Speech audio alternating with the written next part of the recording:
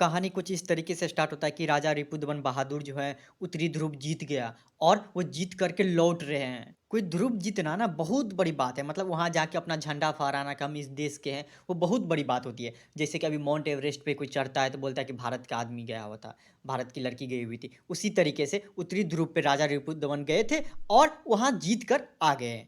तो जब ये पता चला कि राजा रिपुदमन जो है ना उत्तरी ध्रुव जीत लिए हैं, मोटे-मोटे अक्षर में अखबार में छपे हुए थे कि राजा रिपुदमन बधाई के साथ भारत लौट रहे हैं। कोई उत्तरी ध्रुव जीते वही बहुत बड़ी बात है। तो उसकी जो प्रेमिका उर्मिला है, तो जब वो इस न्यूज़ को पढ़ी तो ज़्यादा कुछ रिएक्शन नहीं दी, मतलब एक नॉर्मल जैसे इंसान पढ़ता है ना उसी तरीके से। उसको मतलब ऐसा नहीं लग रहा था कि मेरे जो हस्बैंड है या जो मेरे प्रेमी है वो जीत लिए हैं तो हमें खुशी होना चाहिए। ऐसा कुछ भी उसके साथ रिएक्शन नहीं हुआ। जब बस पढ़ी और वहाँ पास में जो है बच्चा रखा हुआ था उसको गोदी में ली, चुम्मा ली और चली गई। दूसरे दिन फिर अखबार आया, उसमें भी वो पढ़ी कि अभी वो बम्बई आ चुके हैं और लग रहा है कि दिल्ली जाने वाला है वो। वहीं पे एक चीज़ और लिखा हुआ था क्या कि अखबार वाला बोलते हैं कि जब मैं मिला तब उनका चेहरा ऐसा लग रहा था कि जैसे यहाँ ना हो, जाने कहीं दूर हो। अर्थात क्या, ये जो राजा रिपुदमन है वो भी जो उत्तरी ध्रुव जीत के आए हैं तो उसके चेहरा पे भी खुशी नहीं था, पता नहीं क्यों नहीं था। उस दिन भी उर्मिला ने अखबार पढ़ी लेकिन उसके चेहरे पे भी ज़्यादा खुशी नहीं नज़र आ रहा था। उर्मिला इन दिनों जो है कुछ भी नहीं करती थी, रोज़ अखबार पढ़ती थी और रोज़ उसको उदासी सा मन होता था, लेकिन चेहरा पे ना तो खुशी इन उर्मिला के थे, ना वो जो उत्तरी ध्रुव जीते हुए थे राजा रिपुदमन, दोनों के चेहरे पे कोई भी खुशी नहीं था। जहाँ पर पूरी दुनिया खुशी मना रही थी कि राजा रिपुदमन ने अपने देश का झंडा जो है ना उत्तरी ध्रुव पे गाड़ के आए हैं, वहीं ना तो उर्मिला के चेहरे पे हँसी था और ना ही राजा रिपुदमन के चेहरे पे। अब इसी के दूसरे पार्ट में आते हैं, ये चैप्टर 7 पार्ट में दिया हुआ है, एक-एक करके देखेंगे। राजा रिपुदमन को किसी से भी शिकायत न था, अपने आप से शिकायत था। उन्हें नींद बहुत कम आता था, मन पर काबू नहीं होता था, मन इधर मन करता था जाने का, इधर मन करते रहता था। मतलब इतना जीतने के बाद भी, पूरे दुनिया में नाम होने के बाद भी उसके अंदर जो था संतोष और शांति नहीं नज़र आ रहा था। और जब वो यूरोप में ही थे तो आचार्य मारुति के बारे में बहुत ज़्यादा सुने हुए थे कि भारत में कोई आचार्य है ना, तो आचार्य मारुति। अगर किसी को भी मन अशांत रहता है, अच्छा नहीं लगते रहता है, तो वो आचार्य मारुति के पास जाता है तो ठीक हो जाता है। तो राजा रिपुदमन भी सोचते हैं कि हम तो दिल्ली आए ही हैं, तो इससे अच्छा होता है क्या जो आचार्य मारुति से मिलते जा रहे हैं, क्या पता हमको भी शांति मिल जाएगा। तो जैसे ही रिपुदमन को टाइम मिला, वो डायरेक्ट आचार्य के पास आ गए। आचार्य मारुति के बारे में थोड़ा-सा और जान लीजिए। आचार्य मारुति एक तरह का आप समझिए डॉक्टर भी हैं, जो कि आपको झाड़-फूँक करता है या फिर तांत्रिक विद्या से ठीक करता है, या फिर मान लीजिए किसी का मन अशांत है, उसको शांति की तरफ जाने के लिए प्रेरित करते हैं और उसको शांत करते हैं। तो आचार्य ने बड़े प्यार से पूछे, वैद्य के पास रोगी आते हैं, आज विजेता मेरे पास, क्या बात है? राजा रिपुदमन भी बोलते हैं कि रोगी ही आपके पास आया है, विजेता तो छल है, ये तो आप जानते हैं ना?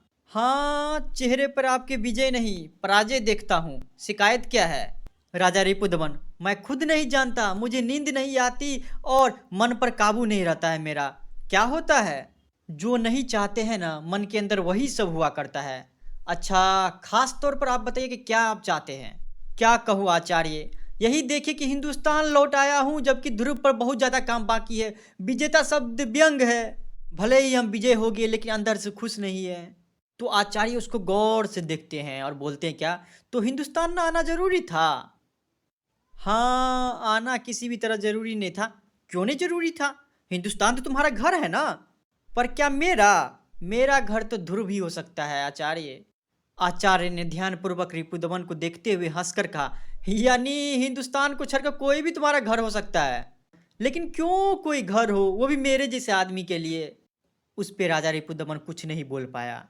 तो उस पे आचार्य बोलते हैं कि प्रेम से तो नाराज़ नहीं हो, प्यार से तो स्वतंत्रता मिलती है ना, सच्चाई मिलती है, प्रेम से लोग और अपने आप को उभार पाता है, अच्छा हो पाता है, प्रेम से और शांति मिल पाता है, प्रेम में तो बंधन नहीं है। अच्छा, आज के लिए अब इतना ही, अब हम परसों मिलेंगे। देखिए आचार्य, परसों के बारे में उतना आश्वासन नहीं दे सकते कि परसों मिलेंगे कि नहीं। तो ऐसा करिए ना राजा कि कल ही मिल लीजिए, उनसे मिल लीजिए जिससे ना मिलने के लिए मुझसे मिला जाता है। जैसे हो रहा वैसे मिलिए, या तो फ़ोन पर मिल लीजिए, या तो नहीं हो रहा तो हवाई जहाज़ से जाइए, या जैसे भी जाइए लेकिन कल मिल लीजिए उससे। रिपुदमन चौंक के बोला, आचार्य हम समझ नहीं रहे, आप किसकी बात कर रहे हैं? और किससे? प्रेम से, अपने प्यार से मिल लीजिए ताकि शांति मिले आपको। हाँ, प्रेम का इनकार अपने आप से इनकार है। और देखिए टाइम भी बहुत ज़्यादा हो गया, हमारे पास टाइम भी नहीं है, हम जा रहे हैं, हो सकता है तो परसों मिलेंगे। अभी के लिए नमस्कार, नमस्कार। फिर क्या था, अगले ही दिन अपनी प्रेमिका प्यार जो उर्मिला थी, उससे मिलने के लिए पहुँच जाते हैं। देखिए एक-दूसरे से ना वो प्यार करते थे लेकिन शादी नहीं हुआ था और शादी से पहले एक बच्चा भी हो गया था इन दोनों का। इन दोनों के प्यार के बारे में ना दुनिया वालों को पता नहीं था। तो अंदर जाते ही राजा बोले कि कुछ मँगाऊँ? नहीं। घंटी बजाकर आदमी को बुलाया और बोला कि 2 क्रीम भिजवा दीजिए।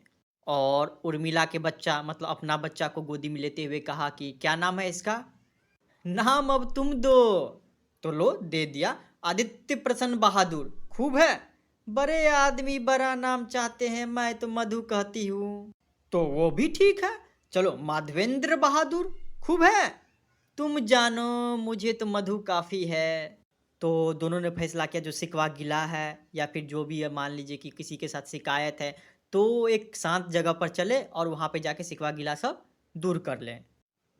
अच्छा छोड़ो वो सब बातों को, हटाओ जो भी बात है। अच्छा ये बताओ किस काम के लिए आए हो? और जो भी काम के लिए आए हो अभी हम कुछ नहीं कर सकते हैं। कल पहली बैठक दीजिए 3:20 पर। हाँ, एक चीज़ और, डायरी रखते हैं? नहीं, तो कल से ना डायरी रखा करिए और जितना भी खर्च करते हैं पाए-पाए का हिसाब रखिए कि कितना खर्च हुआ है, कितना किसी को दिए हैं, ये सब के सब हमको चाहिए। उस पे राजा कहते हैं कि मेरा स्वास्थ्य तो सही हो जाएगा ना, कर दीजिएगा तो बड़े ही ऋणी होंगे हम, बहुत परेशान हैं। तो वही हंस के बोलते हैं आचार्य कि अरे आप तो स्वस्थ ही हैं। मैं आत्मा को मानता और शरीर को जानता हूँ। शरीर आत्मा का यंत्र है, यंत्र आपका साबित है, निरोग है आप, सब अब वही ठीक है। सब कुछ तो ठीक है, हमको तो आप निरोग लग रहे हैं, लेकिन कृपया कल आइएगा सवेरे में तो यंत्र मंदिर होके आइएगा, ताकि वहाँ पे आपका जांच हो जाए कि आपके शरीर हो, मस्तक हो, हृदय, सब कुछ का जांच हो जाएगा और दोपहर तक हम देख लेंगे आपके पास क्या बीमारी है क्या नहीं है, उसके बाद हम बता देंगे आपको। बाकी डायरी आप जरूर लाइएगा। यहाँ पर यंत्र मंदिर का समझ लीजिए अर्थ। पहले यंत्र मंदिर हुआ करता था जहाँ पे आपको जो है धार्मिक लोग सब यज्ञ सब क्या करता था। हाँ, आपको हमेशा स्लोगन वगैरह सब पढ़ा जाता था, जिसके कारण से अगर मान लीजिए किसी के दिमाग में निगेटिव चीज़ है ना, वो हट के अब पॉजिटिव हो जाते रहता है। तो जो भी आदमी ज़्यादा परेशान रहते हैं अपनी ज़िंदगी से, अपने लाइफ को लेके, तो वो अगर यंत्र मंदिर पे जाता था, वहाँ के आचार्य सबसे मिलता था तो उसको शांति मिल जाते रहता था। अगला दिन हुआ, राजा रिपुदमन समय पे पहुँच गए। आचार्य अपने सामने बहुत सारा ग्राफ व्राफ खोल के रखे हुए थे कि देखो, बोले क्या मस्तक और हृदय संबंधी जो है वो परिणाम थोड़ा सही नहीं लग रहा है हमको। तो राजा रिपुदमन ने कहा हम यही तो चाहते हैं कि मेरा मन जो है ना आपको कंट्रोल नहीं रहते रहता, हम तो बोल रहे बार बार कि हम जो है कंसंट्रेट नहीं कर पाते रहते हैं। आचार्य हंसे और बोले क्या जो, कोई बात नहीं, अगली बार ही सही, लेकिन ये बताइए अपने आप भाई और माता पिता से मिलने जाइएगा कि नहीं? देखिए राजा साहब, हम कल ही आपके माता पिता से बात किए हैं, वो सब बोले हैं कि जो राजा चाहते हैं ना उसी में हम लोग खुशी हैं। और एक बात हमको भी लग रहा है और अब आपके माता पिता भी बोले कि आपको विवाह कर लेना चाहिए। उस पे राजा कहते हैं कि जी मैं उसके लिए अयोग्य हूँ। विवाह से व्यक्ति रुक जाता है, विवाह से समझिए वो बंधन बंध जाता है, उसके अलावा वो कुछ कर ही नहीं सकता। जिस तरीके से एक कोल्हू का बैल ना है, अपने खूटा के आसपास बस राउंड घूमते रहता है और उतना में ही वो ज़िंदगी समझते रहता है और बंध के रह जाता है। उसी तरीके से आचार्य प्लीज़ आप हमको शादी के लिए तो नहीं है बोलिए। अच्छा, चलो विवाह का चक्कर सही नहीं है, लेकिन प्रेम? वो ज़्यादा कुछ तो नहीं बोले, लेकिन बोले क्या जो ये गति ना अगति है, जगह बदलना नहीं, सचेत होना गतिशील का लक्षण है और हमको सचेत किए हुए हैं कि घूमना नहीं, विवाह करना सबसे बेस्ट होगा। अच्छा, हम तो जानते ही थे कि वो वैसा राय ही देंगे। और तुम्हारा राय क्या है इसमें? अरे वही जानने तो हम तुम्हारे पास आए हैं। इसीलिए तुम ही कहो कि मुझे क्या करना चाहिए, क्या नहीं करना चाहिए। विवाह नहीं करना है? उर्मिला! तुम्हारा शरीर स्वस्थ और रक्त उष्ण है तो उर्मिला! तो तुम्हें तो स्त्रियों की कहीं कमी ही नहीं होगी। बको मत उर्मिला, तुम मुझे जानती हो ना? जानती हूँ, इसीलिए तो कहती हूँ ना, तुम्हारे लिए क्या मैं स्त्री हूँ? नहीं, प्रेमिका हैं। और यही रास्ता तुम्हें सिद्धि की ओर लेके जाएगा। लेकिन मृत्यु से पहले सिद्धि कैसे मिलेगा? वो मृत्यु के उस पार भी है। ठीक है, तुम्हारा अंतिम फैसला यही कि हम जाएं। ठीक है, समझ गए तुम्हारा क्या कहना चाहती हो। तुम्हारा अब ये प्रेम है या दया है, हम कुछ नहीं बोलेंगे उस पर। ठीक? ऐसे क्यों कह रहे हो राजा? मैं तुम्हें पाने के लिए भेजती हूँ और तुम मुझे पाने के लिए जाते हो। यही तो मिलने की राह है, तुम भूलते क्यों हो? देखो उर्मिला, आचार्य मारुति ने कहा था साधारण रहो, सरल रहो। हम दोनों कहीं अपने साथ तो छल तो नहीं कर रहे हैं? नहीं राजा, मारुति नहीं जानता है प्रेम क्या होता है। आओ राजा आओ, मुझे भी परिपूर्ण करो और स्वयं भी जाके संपूर्ण हो जाओ। देखो उर्मिला तुम रो रही हो।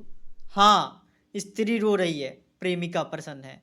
स्त्री का मत सुनना, मैं भी पुरुष की नहीं सुनूंगी, दोनों जने प्रेम की सुनेंगे। इसी का चौथा पार्ट निकल के आता है। पौने 4 बजे राजा रिपुदमन जो है आचार्य के पास पहुंचे और जो भी बात किए हुए थे ना ये दोनों पूरा डायरी में लिखे हुए थे, क्योंकि आचार्य बोले हुए थे। आचार्य को दिया, आचार्य पूरे ध्यान से पढ़े सब कुछ और बोले कि तुम लिखे हो इसमें कि उर्मिला माता है और कुमारी है, यही ना? जी। तुम्हारे पुत्र की अवस्था क्या है? वही वर्ष से कुछ अधिक होगा। अच्छा, एक बात और, जब तुम उत्तरी ध्रुव में जाने लगे थे तो उर्मिला चाहती थी कि जाए कि नहीं? हाँ, उसकी सहमति का तो नहीं पता, लेकिन प्रेरणा थी उसकी कि हम जाए। अच्छा, उसे ये प्रेरणा आया कहाँ से? शायद मुझसे ही आया होगा। अच्छा, एक चीज़ बताओ, ये बच्चा होने से पहले तुम लोग जो शादी के बारे में सोचे थे कि नहीं? पहले क्या था? जी आचार्य, जिस टाइम हम लोग प्यार करते थे उस टाइम में वो हमको जिद कर रही थी बहुत ज़्यादा कि शादी कर लो कर लो, लेकिन हम ही नहीं करते थे। हम अपने माता पिता के डर से और अपनी स्थिति जो थी उस कारण से हम नहीं कर रहे थे उससे शादी। और जब वो गर्भ धारण कर ली तो मेरा विचार बना कि हम दोनों साथ में रहे, ठीक ना? जैसे कि विवाह पूर्वक रहते हैं उसी तरीके से रहे। लेकिन वो बोली क्या, उत्तरी ध्रुव चले जाओ। अच्छा, अभी जो मिलने गए थे तो तुम्हें देखी तो प्रसन्न हुई कि नहीं, खुश हुई कि नहीं? थोड़ा देर, हाँ थोड़ा बहुत शायद हुई खुश, लेकिन रुकने से अप्रसन्न थी। अच्छा, क्या कहती है वो जो? कहती है जाओ, जल यात्रा की कहीं समाप्ति नहीं है, सिद्धि तक जाओ जो मृत्यु के भी पार है। कौन? उर्मिला, वो धनंजय की लड़की, वो ये बात कहती है? जी। अरे वो पागल है, यही तो वो आपके बारे में कहती है कि आप पागल हैं। चुप रहो राजा, तुम जानते नहीं वो मेरी बेटी है। बेटी? हाँ हाँ हाँ, सगी बेटी। तो आचार्य आप तो सब कुछ जानते थे। सब कुछ नहीं, लेकिन बहुत कुछ जानता हूँ। देखो राजा रिपुदमन, तुम अच्छे लड़के हो, ठीक ना? उर्मी मुझसे बाहर नहीं होगी, वो मेरी बेटी है, हम उसको समझा देंगे। और मेरा क्या मन है कि तुम दोनों शादी करके एक साथ रहो। देखिए आचार्य, इसमें हम कुछ भी नहीं बोल सकते, जो बोलेगी ना वही बोलेगी, वही हम करेंगे। इसी का 5वां पार्ट। आचार्य के समक्ष उर्मिला पहुंचकर बोली, आपने मुझे बुलाया था? हाँ बेटी, हमने तुम्हें बुलाया था। अब तुम्हें विवाह कर लेना चाहिए। अच्छा, अब मतलब? पहले क्या था? अब से अब का क्या मतलब है? अर्थात तुम विवाह कर ली हो, तब तो और अच्छी बात है। तो अब तुम दोनों साथ में रहो, मुझे तो और खुशी होगी। हाँ, दुनिया को भी लगना चाहिए। नहीं, ऐसा नहीं हो सकता। तो तुम क्या चाहती हो ये बताओ? हम चाहते हैं कि मेरे कारण उसको दिक्कत ना हो। हम चाहते हैं कि कोई ऐसा ना बोले कि प्रेमिका के कारण उत्तरी ध्रुव तो जीत लिया लेकिन दक्षिण ध्रुव नहीं जीत पाया। हम कभी भी नहीं चाहेंगे कि उसके मार्ग में मैं और मेरा बच्चा कभी भी आए। तो तुम एक बात बताओ, तुम राजा रिपुदमन से बदला ले रही हो क्योंकि वो जो है ना पहले बोलता था नहीं शादी करेंगे, इसीलिए तुम अब बोल रही हो कि हम नहीं करेंगे शादी? नहीं पिताजी, सब कुछ आप नहीं समझिएगा, प्रेम क्या होता है वो आप नहीं समझिएगा। हाँ बेटी, हम समझ गए। तुम सच में बोल रही हो कि हम प्रेम नहीं समझ सकते, अब तो हमारा उम्र भी ढल रहा है, मरने के कगार पे है। हमारा तो मन यही है कि तुम दोनों शादी कर लो और गृहस्थ जीवन जियो। देखो, राजा रिपुदमन अच्छा लड़का है उर्मिला, समझो किसी का सपना पूरा करने के लिए वो पैदा नहीं हुआ है। तुम लोग विवाह करके राजमार्ग पर चल पड़ो। हाँ, आप थक गए हैं आचार्य, इसलिए बोल रहे राजमार्ग पे चलने के लिए, लेकिन आपको पता नहीं है मुक्ति का पथ अकेला होता है। बेटी तुम ये सब क्या बोल रही हो? अभी तक तुम राजा रिपुदमन से नाराज हो, हैं? उसको माफ नहीं करोगी? अरे उसका छोड़ो, इस बुढ़े का भी बात मान लो। अरे पिताजी, आपको कैसे समझाए? मुझे पाने के लिए उन्हें जाना होगा और उन्हें पाने के लिए मुझे भेजना होगा, यह बात हम कैसे आपको समझाएं? लेकिन क्यों, तुम अपने पिता की भी बात नहीं सुनोगी? पिता को जीते जी हम अपने प्यार के संबंध में कभी संतोष दे सके नहीं दे सके। बेटी, अब भी नहीं दे सकोगी? क्यों आचार्य जी, क्यों चाहिए आपको संतोष? आचार्य का कंठ भर आया, कांपते हुए बोले, हाँ बेटी, चाहे तो अब तू अपने बाप को संतोष और क्षमा दोनों दे सकती है। वो बोली, मुझ अभागिनी के भाग्य में पता नहीं भगवान ये आज्ञा का भी पालन क्यों नहीं लिख पाया। कोई सुख तो नहीं मिला, चाहते थे कि हम शादी कर ले, वो शादी भी उस टाइम में ना हो पाया, घर से भी निकल गए और अभी हमारा कितना किस्मत अभागिनी है हम कि अपने पिताजी का आज्ञा का पालन भी अभी हम नहीं कर सकते हैं। चलिए पिताजी, आप हमको भूल जाइएगा, हम चलते हैं। अब इनका छठा पार्ट स्टार्ट होता है। रिपुदमन ने कहा, आचार्य से तुम मिली थी? मिली थी। अब मुझे क्या करना है? क्या करना है राजा? तुम्हें जाना है और मुझे भेजना है। कहाँ जाना है?